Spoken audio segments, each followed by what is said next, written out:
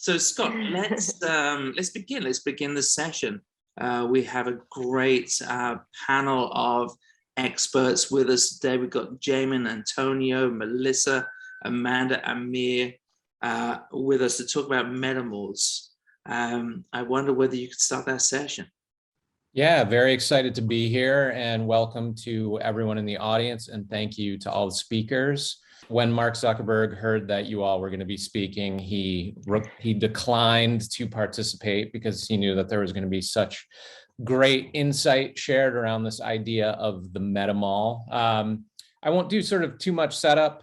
We're sort of looking at this hybrid landscape in terms of shopping with a speculative look at what the future could entail, both in a digital to physical and physical to digital context.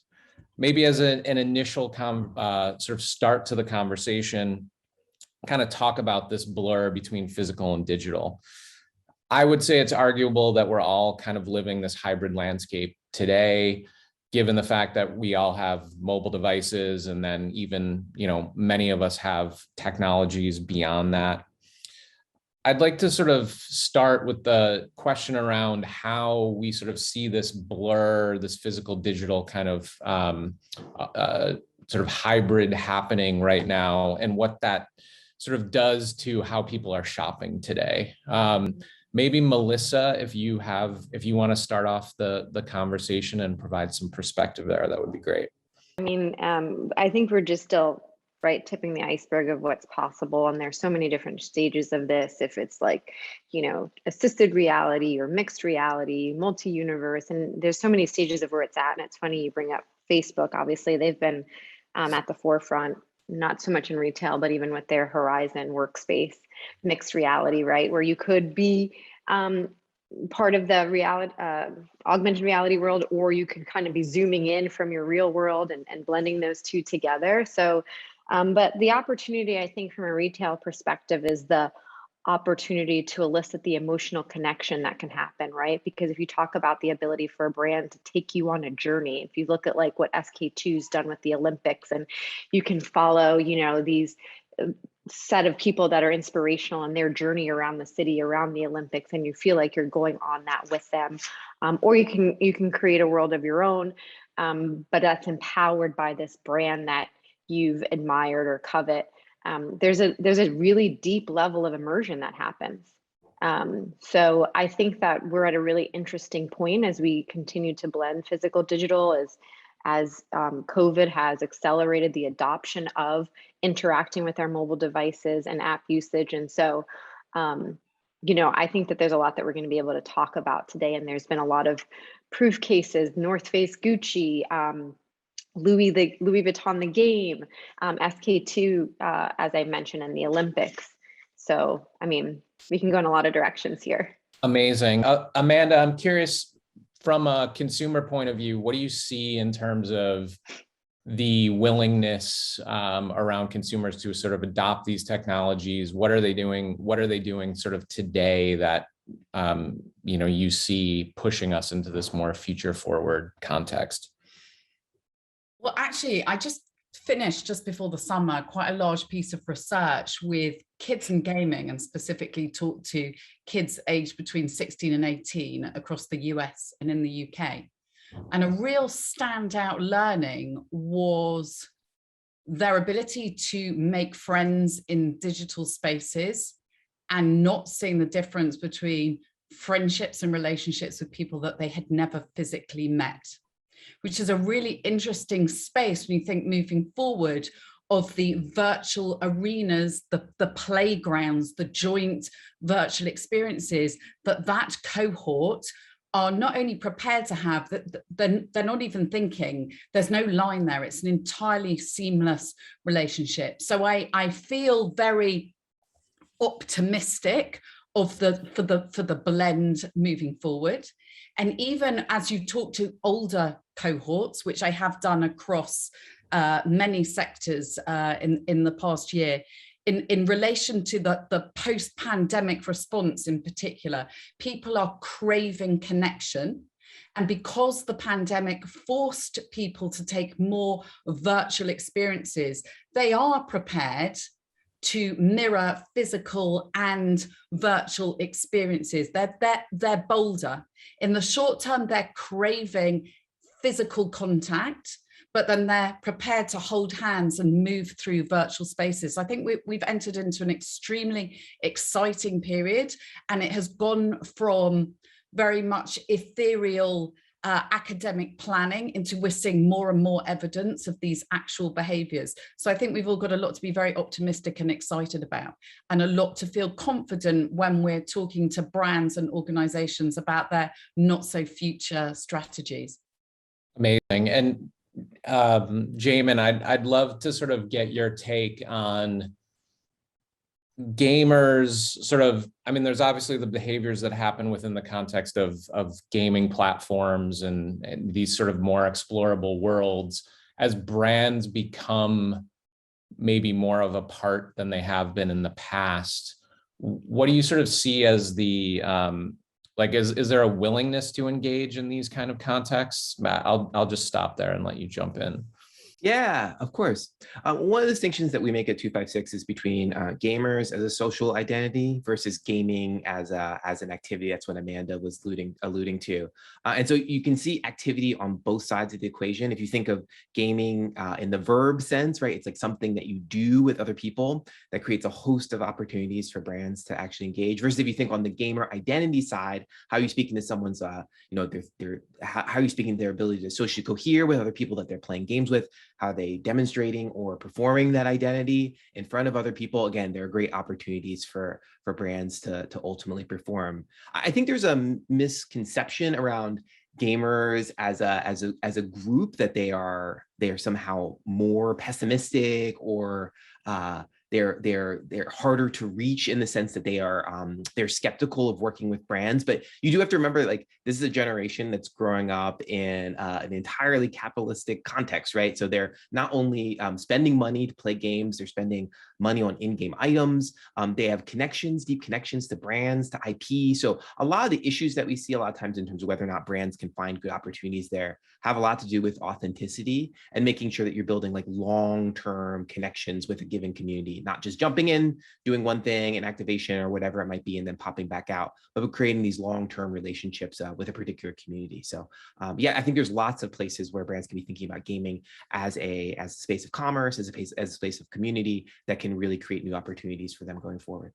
Yeah, I love that idea of authenticity and just sort of understanding the sort of rules or the social constructs of these spaces, and not just sort of like jumping in unless you're adding value in some particular way. Antonio, I'm curious from as you sort of work in the AR space, what you're sort of seeing in terms of that leading edge adoption in terms of consumers using AR. What are the experiences that they're sort of gravitating towards, and how do you see that kind of growing moving forward? And I don't think that there are many people that use their mobile phones until they have AR glasses, in retail spaces. Of course, there are lots of experience. We developed many of them, but actually probably the most successful we have done was several years ago for Nike, where basically this was in the Staples Center in the NBA All-Star Weekend,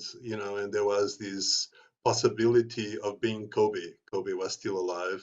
You are seeing a game, the NBA, and you basically All-Star Weekend, and basically you feel the shoes of Kobe, and you go to the free throw line in the deciding moment. So I really think that the type of augmented reality we'll see, it's going to be has to have this level of sophistication, and it's very much goes along with sort of the new gaming generation that AR will allow. You will be at home and you'll drive a virtual car against a real car, because the other AR that basically is just layering information on top of the real products, I don't think that will be exciting enough to the new generations, and that I really think is a challenge. They come from gaming, so their level of quality is extremely high, and in augmented reality in a retail context has to be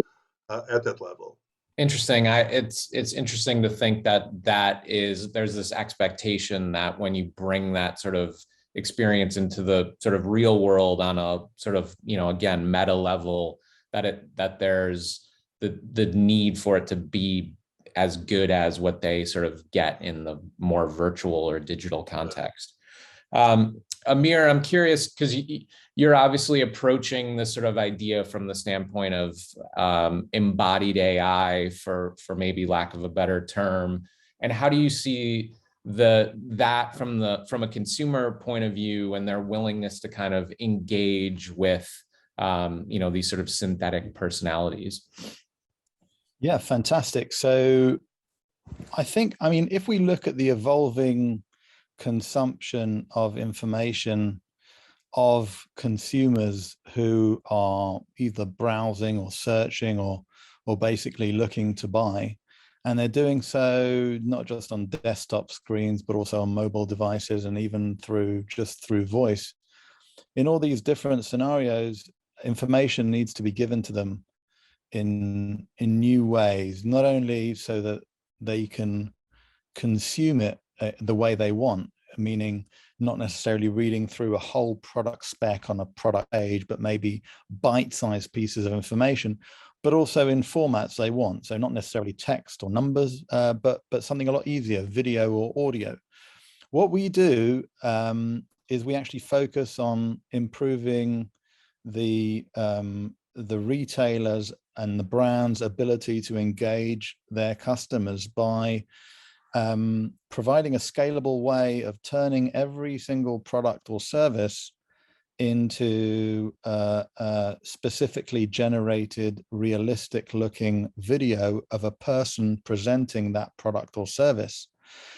We do that using advanced machine learning technologies which we've built, which ultimately generate videos which look exactly like a real presenter presenting a product. The product could be a car or it could be a pair of shoes. And the interesting thing about this is that specifically when brands and retailers want to target different demographics in the way that will be most attuned to those demographics. So for instance, you can have a particular car you're selling, but you can have 5 different presenters presenting the exact information of that car. But those presenters will be chosen by the type of demographic you're trying to target, different ethnicities, different ages, and so on and so forth. And what that gives, it gives the brands the ability to really speak directly and engage their customers in a personalized way, both in terms of the product they're selling, as well as the person they're talking to. And it gives the consumers the ability to feel like they are getting personalized attention from the brand. So that's how we're looking at it. And we're developing this in a very, very scalable way. So it can be small retailers with small brands with hundreds of products, or it can be retailers with many, many hundreds of millions of products. And as long as this is fed into the system in a structured way, it can then be fed back also in a powerful way as well. That's what we do.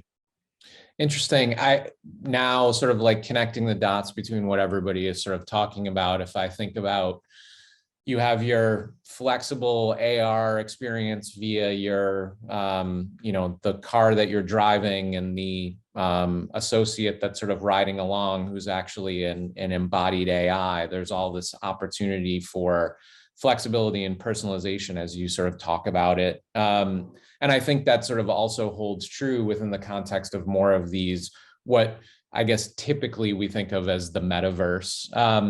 I know we've kind of touched on a few things already, but JAMIN, I'm curious if you think about what sort of happened right now in terms of successful iterations of brands kind of connecting with their audiences in these spaces, what are like 1 or 2 things that kind of come to mind, and why?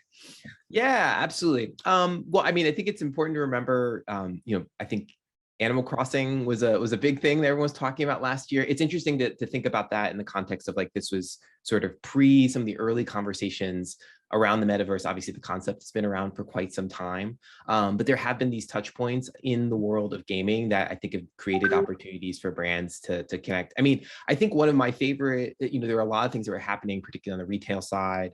You saw brands, obviously a lot of fashion brands that got into the space. One of the things that was most interesting to me, I think, about what was happening on Animal Crossing is that the game itself allowed for those opportunities to exist in a unique and natural way. They're actually just releasing a new downloadable content pack now. But IKEA was a brand that I was paying attention to, not only because they had a direct cultural connection to what was happening in the game of Animal Crossing, where you populate your own home. They'd created a physical retail catalog, retail catalog for Animal Crossing characters. The other thing I've really liked about what some of the work that IKEA has done is that they've been creating longer term touch points with gaming communities. They have a line of gaming furniture. They've worked with some key brands in the gaming space to try to extend some of the things that they're doing, so you can kind of run the gamut between sort of like the cutesy world of Animal Crossing and something that's more serious around competitive gaming and esports.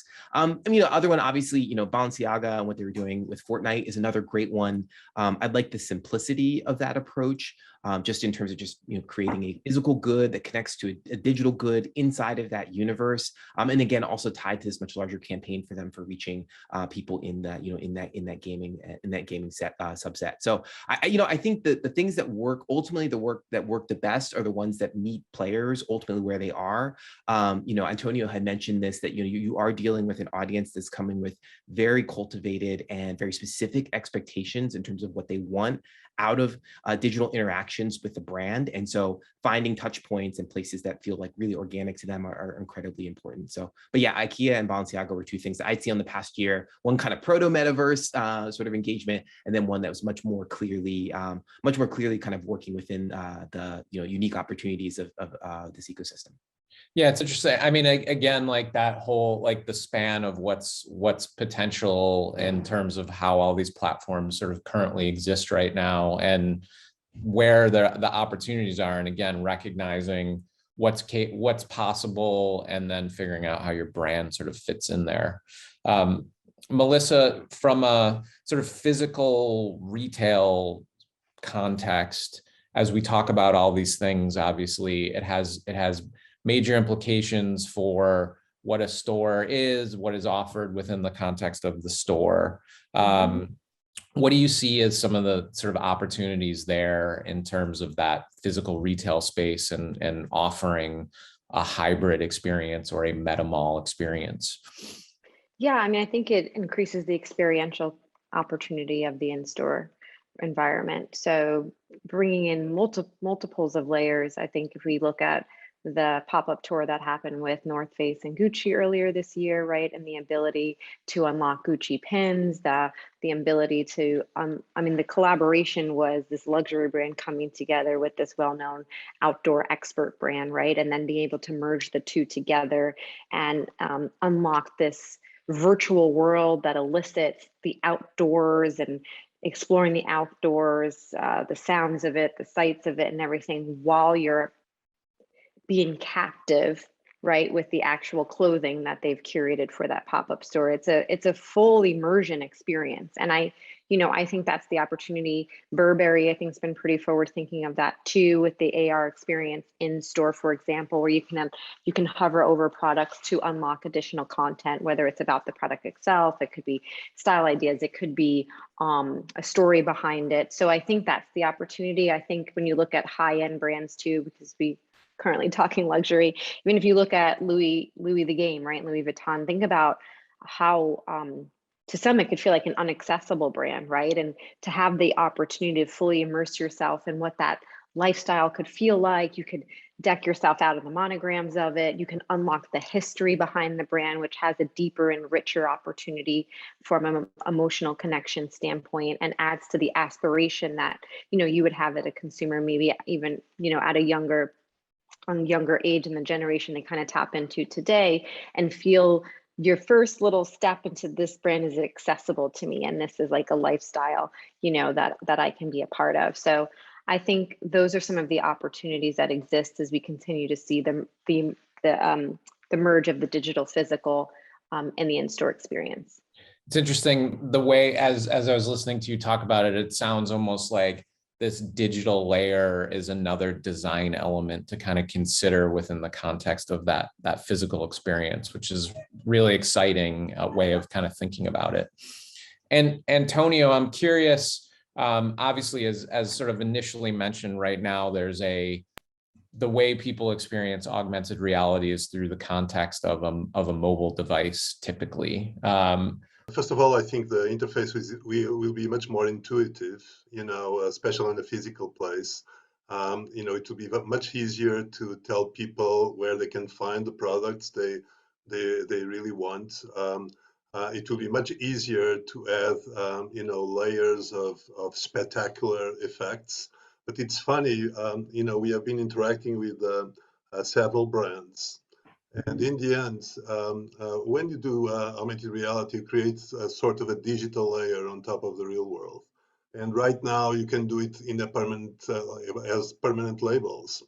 And what they really like is sort of opening a communication channel, because in that digital layer, you can attach several computer programs and apps.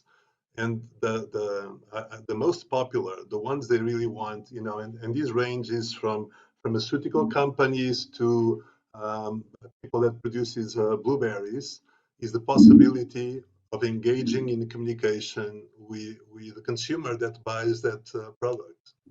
And for that, you really don't need glasses, although glasses will of course facilitate that communication process. I really think that is going to be a lasting value of augmented reality that I don't think that many people are exploring so far.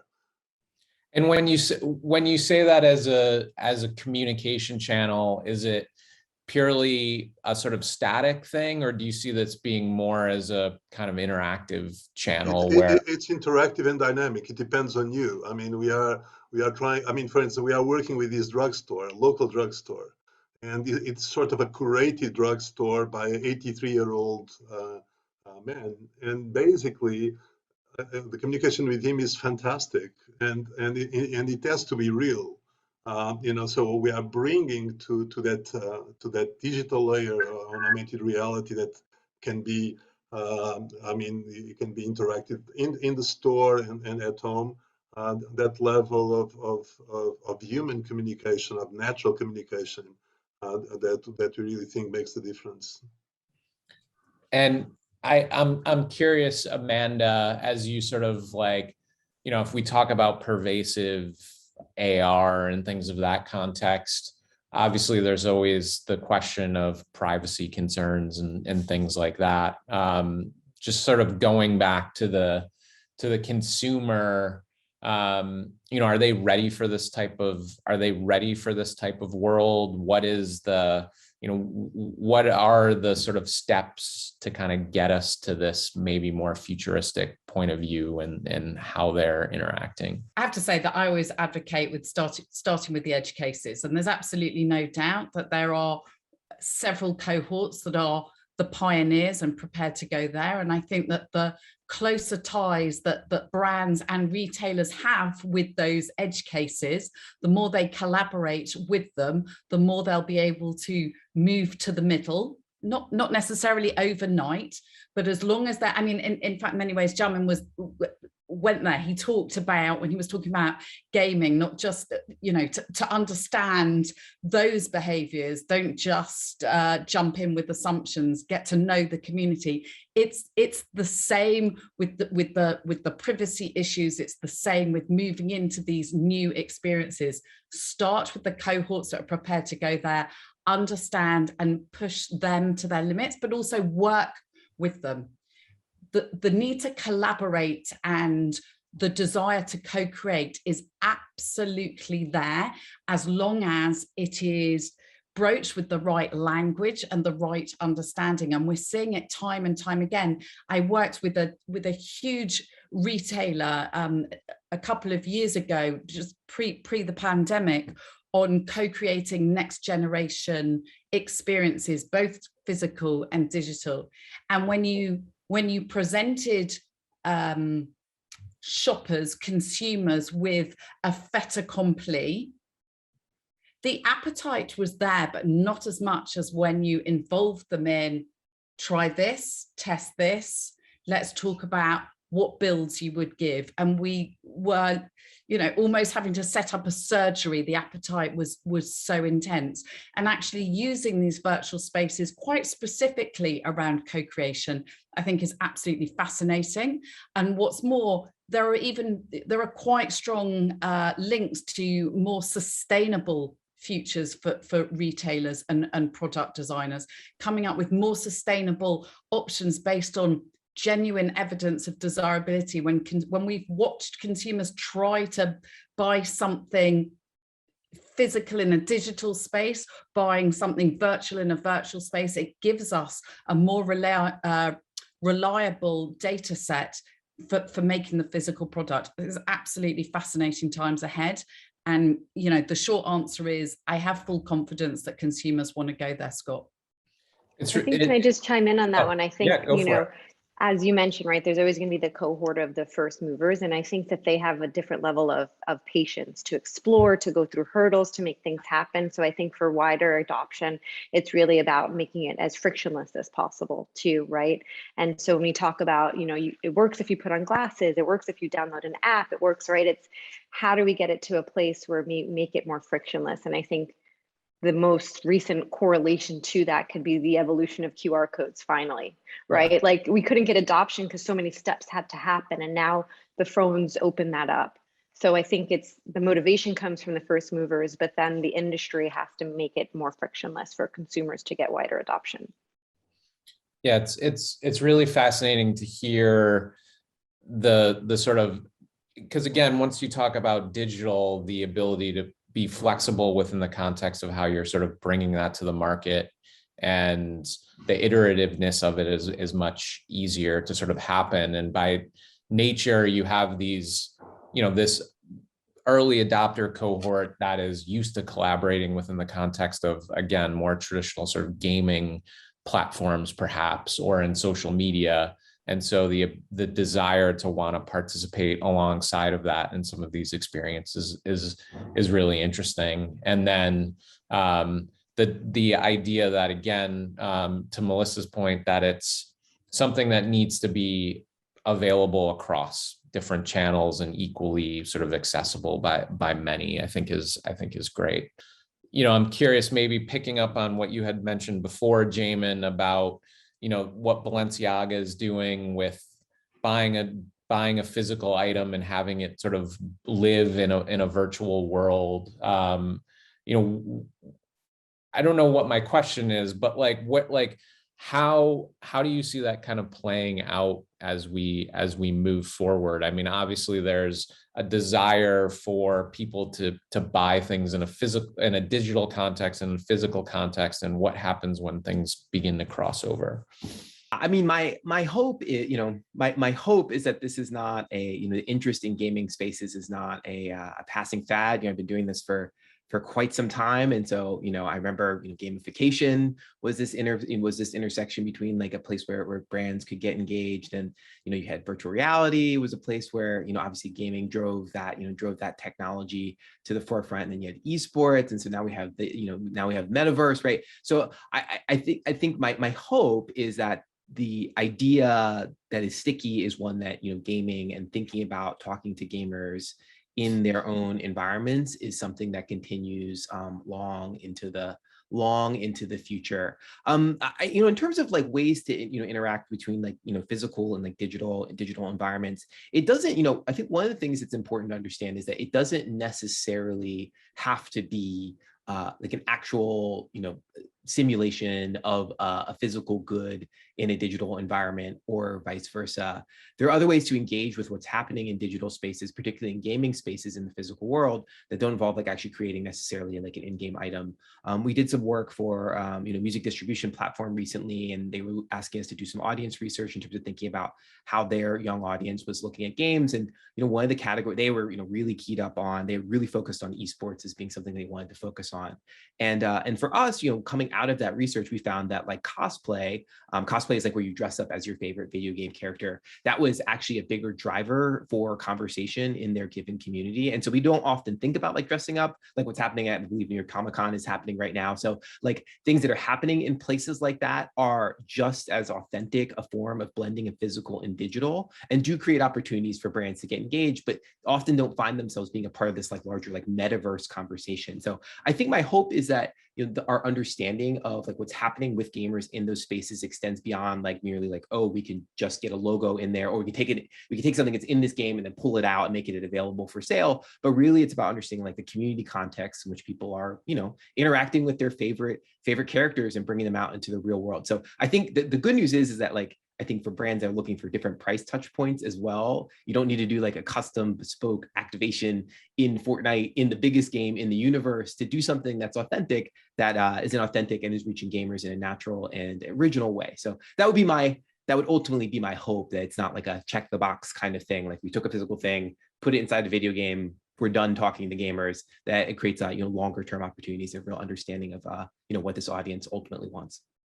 It's interesting, the way that you talk about that is that, you know, these are the rich environments where people are spending their time, and there's a lot of things that are happening in there that aren't necessarily just, you know, commerce related. And so how do you embody that in various contexts? And I apologize, I interrupted somebody, so I'll step back for a second.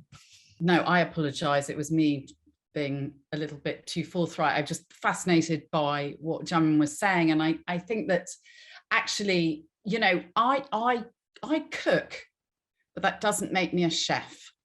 And drilling into gamers don't necessarily identify as gamers, but they happen to be people that enjoy gaming, is a really important nuance.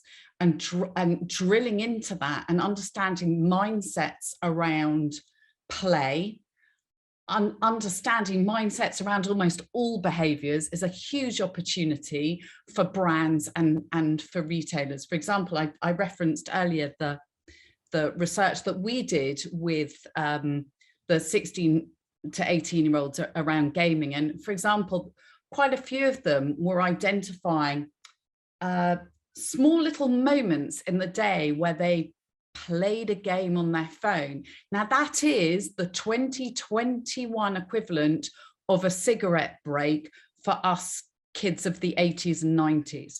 So what's going on? What is that need for calm and that need for break in that mindset in that moment? And what can brands potentially deliver at those points? Drilling in and almost encouraging brands to have an always on response to understanding their consumers, I really think is key in all of this, and being able to identify potential moments where their role is clearly defined within environments, I really advocate for. Nice, very cool. Well, thank you everyone for the fascinating conversation today. I know we're early days, but also right there in the midst of it. So excited to see where this takes us. Yeah, that's great. Thanks so much, everybody. It's been amazing to hear. It's a little bit daunting to think about how complex the metaverse is, as complex as maybe the real world, but hopefully that gives us an opportunity to create some amazing solutions, amazing engagements out there. So thank you to everybody, and to remind everybody who's watching, I think some of you have already been engaging the speakers as they've been talking through the chat interface. Continue to ask them questions and dive deeper in terms of the things that they've been talking about. But thanks everybody, thanks for being part of this panel. Thank you.